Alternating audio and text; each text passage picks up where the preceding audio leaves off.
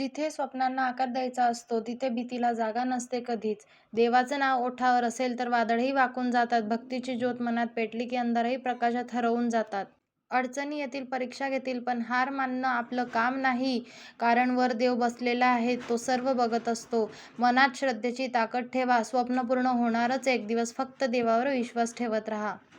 नमस्कार मित्रांनो, मी तेजस्विनी. आजचा व्लॉग खूप स्पेशल आहे कारण आज रविवार पण आहे आणि आज पहिला व्लॉग आहे. पहिला व्लॉग माझ्या देवीच्या आणि माझ्या गुरुआईंच्या आशीर्वादाने सुरू करायचा होता. म्हणून मी निघाले देवीच्या भेटीला. तुम्हाला ऐकून वेगळं वाटेल, पण मी चालले आहे महानगरपालिका स्मशानात. हो, स्मशानात. कारण तिथेच आहे आमच्या आईचा दरबार, मेलेडी मातेचं मंदिर. घाबरू नका, स्मशान तसं लांब आहे, पण एकाच ठिकाणी मंदिर आणि स्मशानसुद्धा आहे. खूप दिवस झाले होते आईला भेटून आणि मन तसं अस्वस्थ होतं. म्हटलं आज गुरूंच्या दरबारात जाऊन पहिल्या व्लॉगची सुरुवात करूया.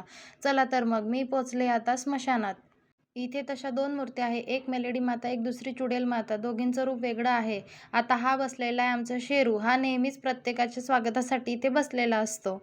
हे आहे आमचं मंदिर मेलेडी माताचं. तुम्ही पण दर्शन घ्या मित्रांनो.